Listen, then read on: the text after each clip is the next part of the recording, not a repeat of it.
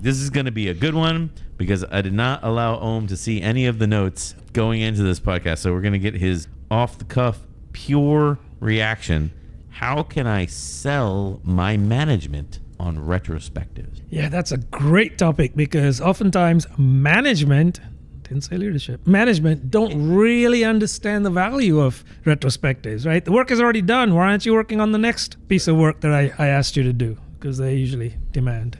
There's no thinking involved on the team's part. They are told what to do. So unlike in David Marquette's book, they're not giving you intent, they are giving you direction. But anyway, how do you sell management on retrospective? Well, I think you can look back at historical performance of your team and say, going back 5 sprints, 6 sprints, use something like N equals 4 or more probably, and say, here's how we were doing and here's how we progressed from one sprint to the next in terms of our team output, because they probably don't care about outcomes. So if you look at it from that perspective and then pose the question, would you like us to improve next sprint by 5%, 10%, right? That's how you sell it to them, or at least pitch it to them. You haven't made the sale yet, but you can pitch it to them and say, if we get together for an hour, hour and a half, we can figure out ways that we can improve our process so that we can have better quality, perhaps more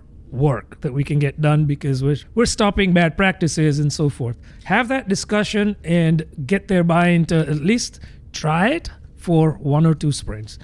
Don't ask for this thing forever, right? Because they're probably going to say, no, 2 hours every 2 weeks at times 6, 7 developers, that's a lot of time. So just ask for a couple of sprints and say, let's come back to this in 2 sprints. You're already started going down the road that when I heard the question originally, my brain was headed down, was you probably have a management team, or at least specific managers that are saying in their head, they're doing what you just did in your head, you touched on and then like moved on. You probably have a PMO, to be honest. They're saying, wait a minute, it's an hour every other week. It's an hour every other week, and there's 10 people on my team, so it's 24 retrospectives in a year. With 10 people, I've got 200. Now I've got 240 man hours.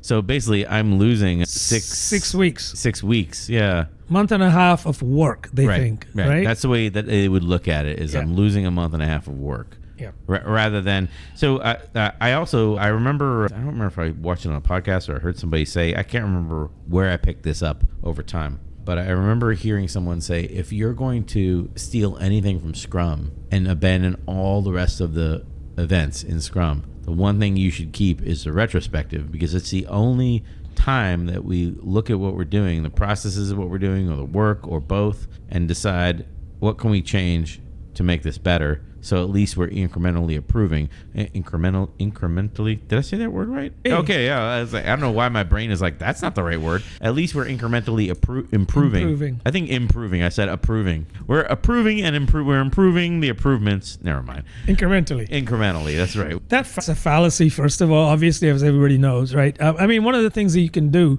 in the spirit of offering things to kind of mitigate this situation, right? Mm-hmm. I mentioned that you look at historical numbers only from the perspective of pitching it to them that we have done what we've done, right? Yeah. You may not have improvement. Maybe it's not a linear improvement, sprint on sprint, if you've done retrospectives, because it depends if you actually put these findings into practice or not. But just show the numbers for what they're worth and say, on average, we could potentially improve, no guarantees, potentially improve by X percent.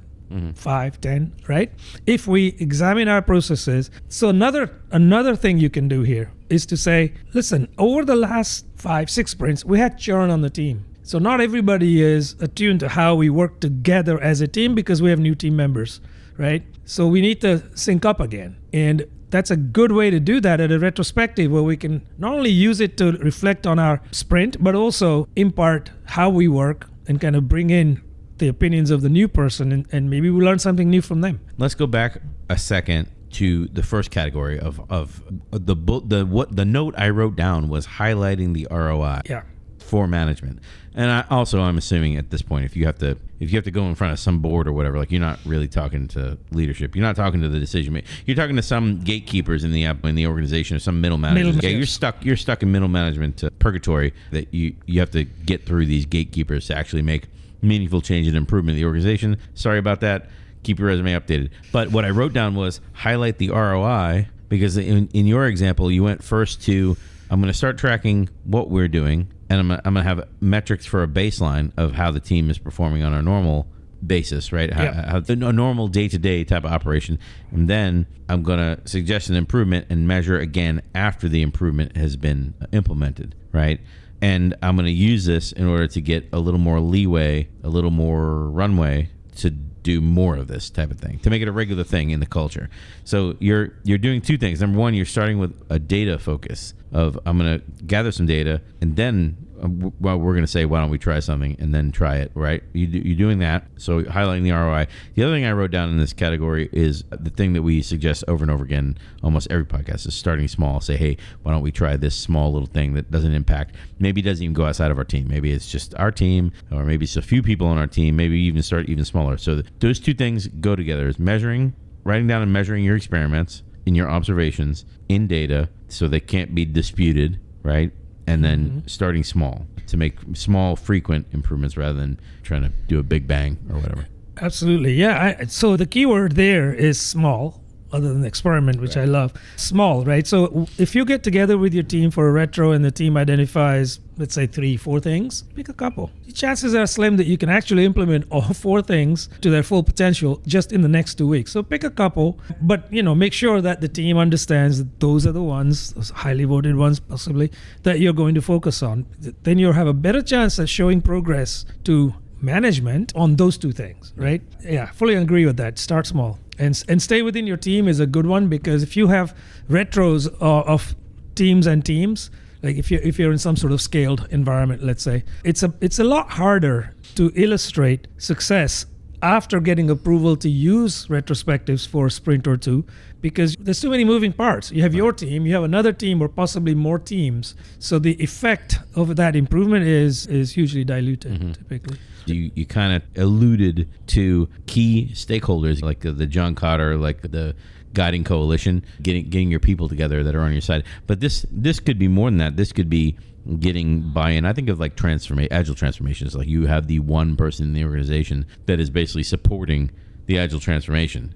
And when that one person leaves, the agile transformation kind of like goes away slowly. Kind of slowly collapses after they're gone. I don't know why I did this. It's a slow collapse? Yeah, it's a slow collapse. I don't know. It's not getting any better. It's an implosion. It's an implosion, yes. Yeah. But talking to those people one-on-one and getting buy-in from what you're about to do before you do it. Again, in this theoretical world, if you're at a small startup, you probably don't need to do any of this stuff. You probably get everyone together in a room and it's like, hey, I want to do this, and then you just do it and you go for it, and they're like, way to go, Brian, you're a go-getter. You're basically Nikeing it at that point. Just do it. But I like the idea of the one-on-ones because, again, we're talking about management, right? They probably aren't, I was going to say well-versed, but even aware of the agile ways of working. So this whole idea of the team getting together for an hour and a half every 2 weeks to just discuss and natter about what they've already done, that's water under the bridge. It's done. Get on with the new. So it's a good way to deal with this by having one-on-ones and say, this is how we work, right? So educate those people. You have to do that. Another thing that I thought about that's sort of in line with this, along with highlighting the ROI and building support with your stakeholders, building support within your organization, basically. Well, building support. That's what it really is. Another thing that goes with that is trying to figure out which things to improve in which order. Like sometimes some teams, like this needs to be improved over and above everything else. This will have the biggest impact. I mean, this thing which is small to change will have the biggest impact, that kind of thing. But I kind of think if you're trying to do this, you can align the improvements that you're looking to make with business objectives, like directly align them with business objectives. Like now you have even more firepower to go about doing it, because you're saying like, hey, we want to improve the customer experience, and in order to improve the customer experience, we're doing this automated testing, and here's how it directly aligns to that. So I guess this is sort of sneaky though, because some of it is aligning to the objectives, and some of it is like just plugging doing anyway to like, well, this, if we do A, then B, then C, and then we'll end up on planet Z. Like, I mean, you got to be able to tell a good story, right? You absolutely do. So the team's ground reality is you have some areas that you can improve on. And most of us have seen areas like not delivering the sprint goal fully, or not delivering everything the team took into the sprint, for example. I mean, these are fairly frequently encountered. I was going to say common, but Yeah. So one of the things you can do is to look at the opportunity cost of the equation and say, we missed 2 stories out of the 6 that the team took over into the sprint, or took into the sprint rather. So those 2 stories represent, what, a third of commitment that we didn't actually meet. In order to not do this kind of thing in the future, we need to figure out what we did that we need to stop doing. Right. And sell it from that perspective. I gotta think about how that would go over. Well, right? PMOs are always looking for, percent complete, right? That's why I say that. But if you have leadership, then yes, the outcomes, customer experience, all of those things matter, right? Yeah. Well, also, like, I think about like a team of leads, like a team of leads that's across programs, where they're all like the development leads, the QA leads, stuff like that, But they in and of themselves are a team, even though they're not really, like, they don't sit together, and they're distributed to the rest of the organization, but they're enablers basically for it. And I'm thinking of a team like that doing retrospectives, that if the organization comes with a goal of, I want to improve our say-do ratios for the leaders of the organization, like the leadership, basically. When someone in my company in leadership says they're going to do something, I want to make sure that they're doing it. Like, show me those numbers, and then let's, as a team of leads, let's talk about what we can do to improve it. Like, I think at one company I've ever been at, I've ever heard anything like this vetted and then never follow through. I don't know why. Teams do this. Like, what is our say-do ratio? And then they commit to improving by not rolling stuff over sprint to sprint, stuff like that. I've seen teams fix this. Definitely. I put that on a dashboard for the teams. Yeah. But to go back to your point about leadership, right? So don't wait till the end and say your say-do ratio is X. Have them. We always say this on the podcast. Leadership should have a Kanban board.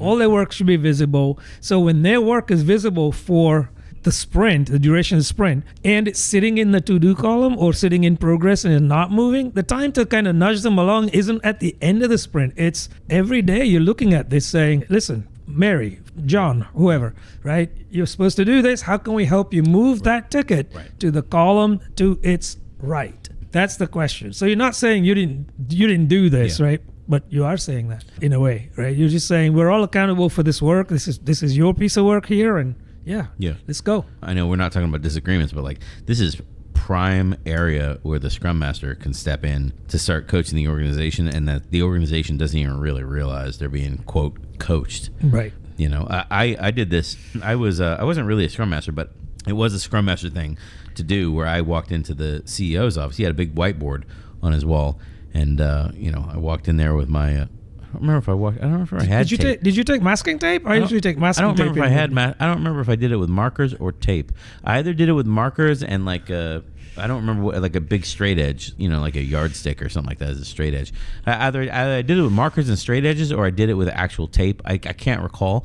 But I remember the lines being actually straight because I used something. I don't remember what I used. Anyway, the straightness of the lines is starting to become the point of this story. That's weird. But I remember I said every executive, you need to have their departments as swim lanes, and then the executive speaks as a swim lane. Mm-hmm. So what is sales doing right now? What are they doing right now? Well, they're trying to sell this.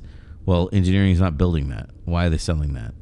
So this is basic. Like, start lining up, and then there's product stuff, but then there's all product marketing stuff, but then there's also like internal culture stuff. Where does that live? Does that live on this? If it doesn't live on this board, and you don't have any other way of capturing it, I'm going to assume it just isn't getting done. It's probably getting lost, actually, if it's not there, because if it's not there at this level, it's probably not there at the lower level. So to carry your example forward just a little bit, let's say the CFO is there. So they have a lane on that board, finance, and there's stickies that represent initiatives that they're working on, but the finance person gets to talk about that, right? The head finance person here, leadership, probably a C-level person, but they're not executing on it. What they are accountable for is moving that forward. Typically delegate that down to their team. If it's not on this board, you can be sure it's not on the team board either, right? Because the team's so mired in the day-to-day. Right. Yeah, I always wanted to go into an office like that and just use like a permanent marker to draw these, even if they're not straight. Yeah. So that they're captured, but blue tape works well. And every time you go through a corporate restructure, you got to repaint the wall because you got to change your teams. That's right. No, it was pretty easy because it was a small company and they only had, I think, 3 C-level executives, maybe 4. So it was like 4 swim lanes. and every department and every person in the organization was captured under the swim lanes. But it's like when you go in front of the company and you hear like company events, somebody might say like, oh, it's hard to hire people because traditionally we pay below the market, whatever. Well, I'll have HR or CFO or somebody pull some salary surveys, current salary surveys, to see if that's true or not. I remember I was at a company one time where I heard that. We heard that all the time. So we always assess the market, and we are always looking at, we want to be competitive, and we want to make sure we can retain and hire the best people. And then that you'd hear that in the all hands meeting, and then nothing. And I'm like, is this just something you guys say in the all hands and it goes down? This is the say-do ratio I'm talking about. Yeah. Oh, what's coming up with we're going to move, we might move corporate offices. Well, we'll let you know when we figure it out. Well, when are you guys going to figure that out?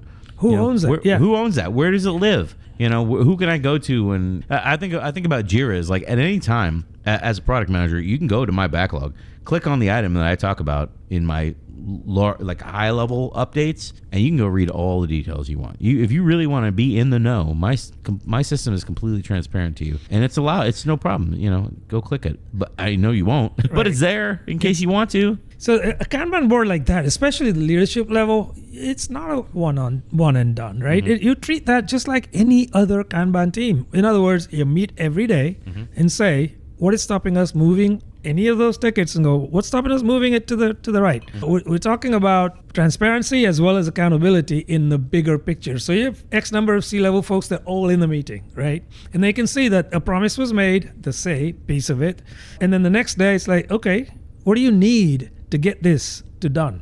Right? Unless you're doing that, you're just wasting time, honestly. Yeah. Because eventually things will just get swept away. Well, I think you need to do something like that in order to stress continuous improvement. We started off as like, well, highlight the ROI and connect, get your posse together and roll out on your horses from town to town in the Old West or whatever. But, and try to connect to the business objectives while you do it. But it's much better to make it visible and then to actually make it functional.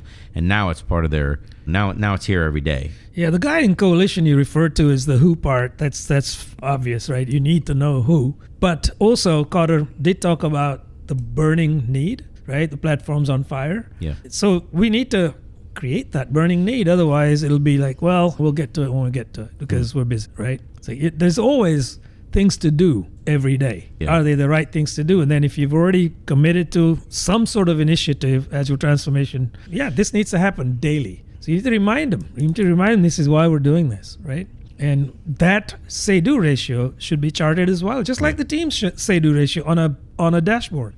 There should be an executive leadership dashboard, and people can see what the overall is as well as what the individual say-do ratios are. I mean, obviously, you start with the people that you can convince first, and you build from there.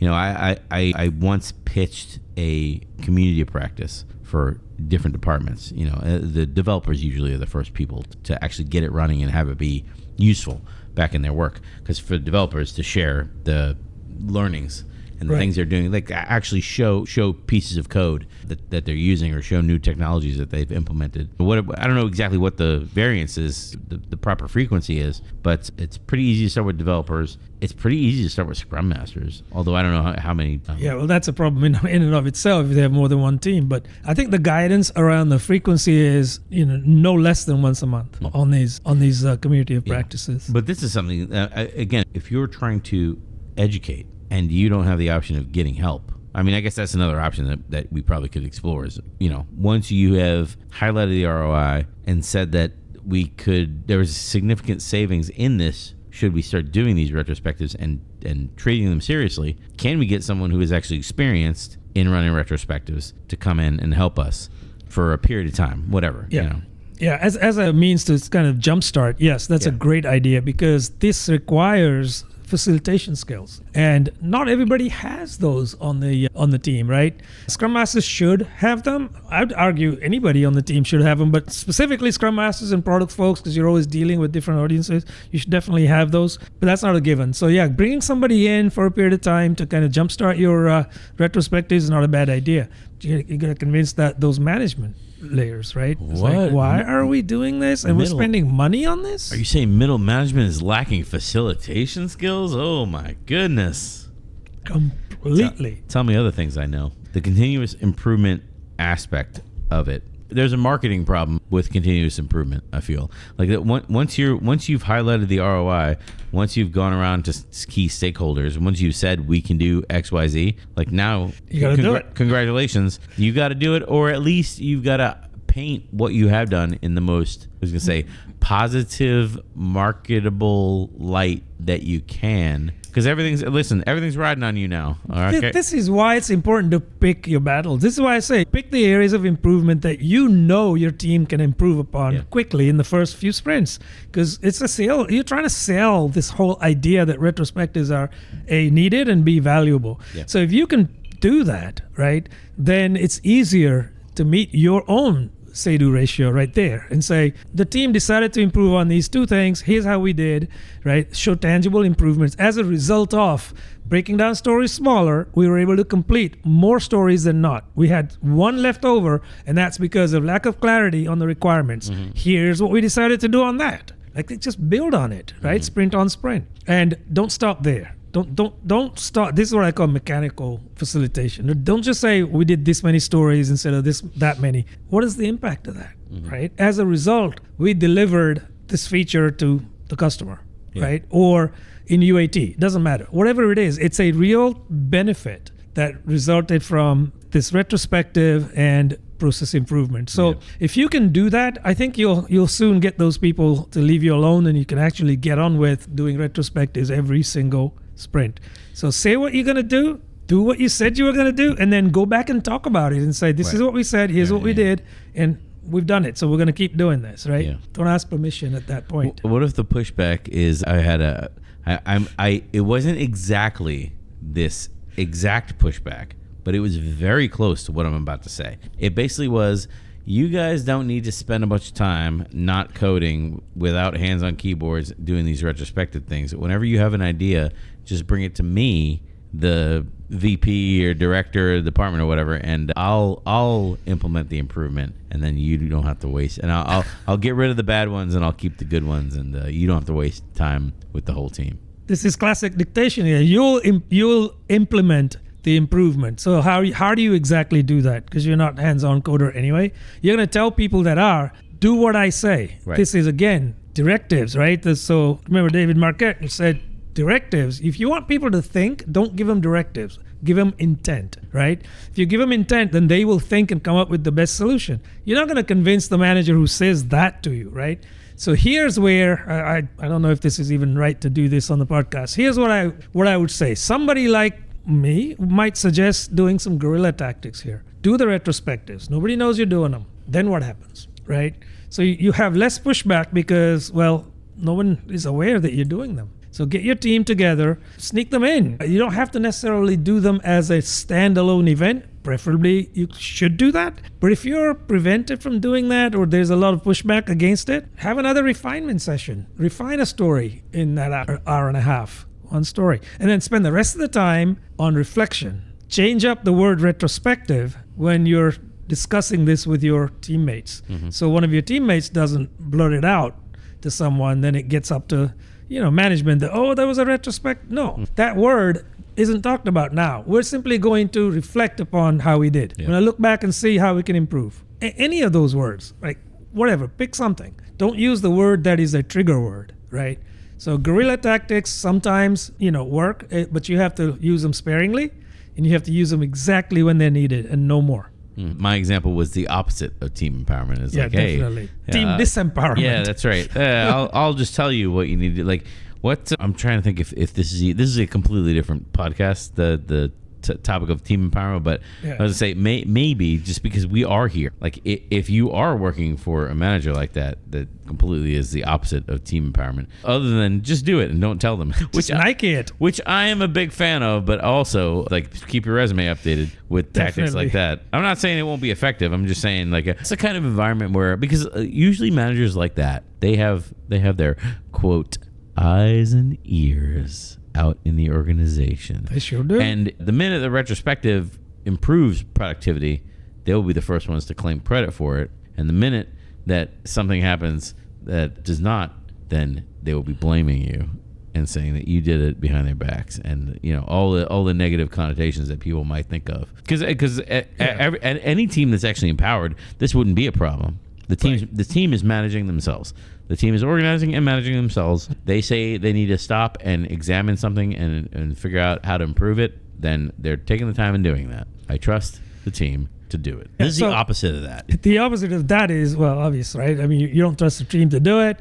To your point, though, about getting blame and them stealing, robbing credit, we shouldn't be in that market of like working for the credit. However, we should be in the market of deflecting blame when it's not deserved. I'm a full proponent of that. So when something works well, and let's say the team actually made an improvement and you can show that, right? Go back to that manager and say, thank you for letting us do the retrospective. As a result, here's what's happened. In other words, implicitly, you're giving them the credit for allowing the retrospective to even take place. Think about what's going to happen the next time you want to do a retro, if you've done that, right? Chances are high that they're going to say, oh, okay, because they're getting something for free. They're not doing any work. They're getting the credit. Now, let me talk about the other side of the equation, getting the blame for it. I mean, that's a really smart tactic, but like I just want to pause here and say that's a really smart tactic because it helped. The person in my situation was a giant narcissist.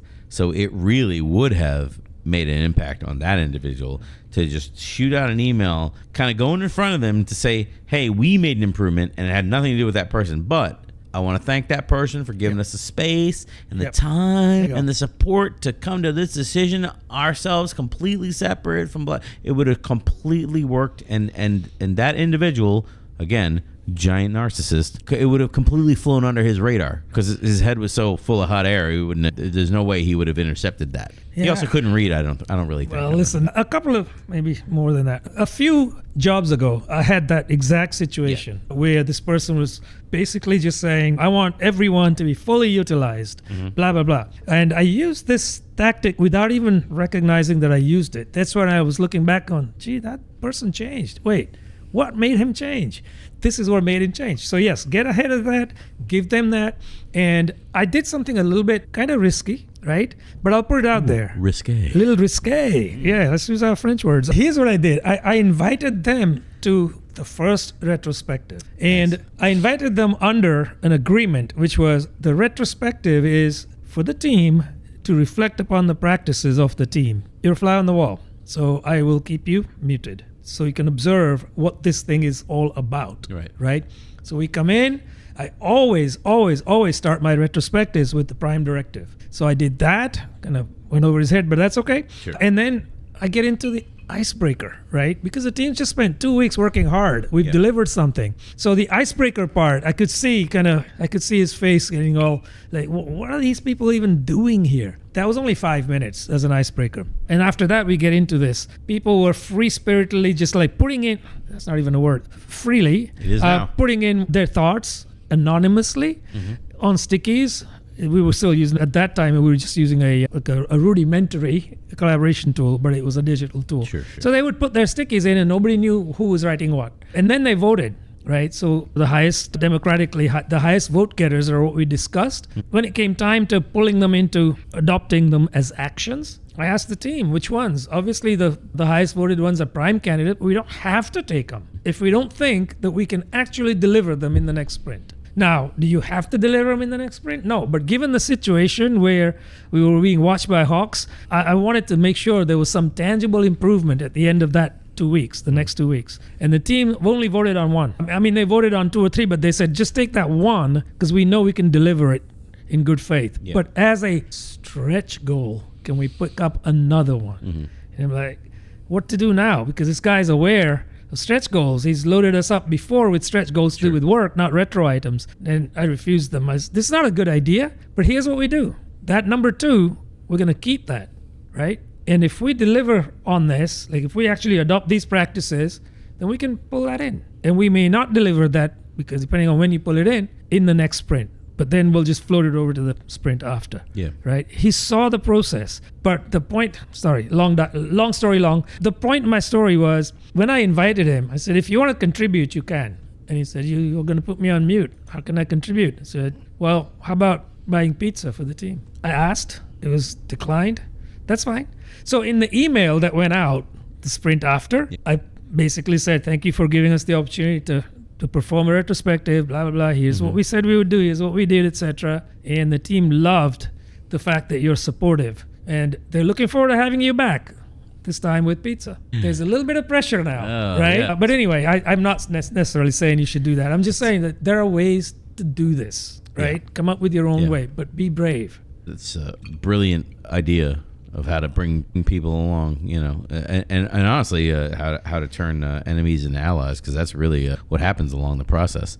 Again, assuming they can be quiet for a period of time. Well, remember, you're facilitating the meeting. That's true. You have control over the mute button. That is true. So be courageous and use that mute button, and also Keep that resume updated. keep it updated. Third time on this podcast. This is I just want to have a quick short to the point podcast on this subject of selling management on retros. It could have been selling management on anything, but right. like retros is a good one to sell them on. Like if they're going to lift any piece of Scrum and implement it in a vacuum, outside of a vacuum, in an atmosphere, I don't know. If they're going to implement it, try to implement it anyway. Right. This is a good one, and if you're a Scrum Master, you listen to this.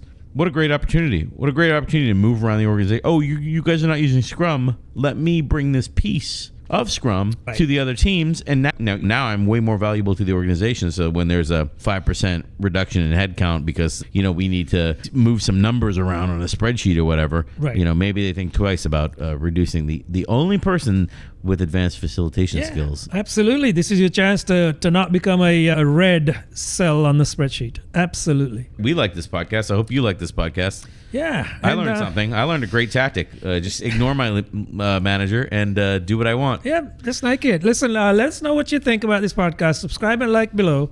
And let us know other topics that you want us to talk about.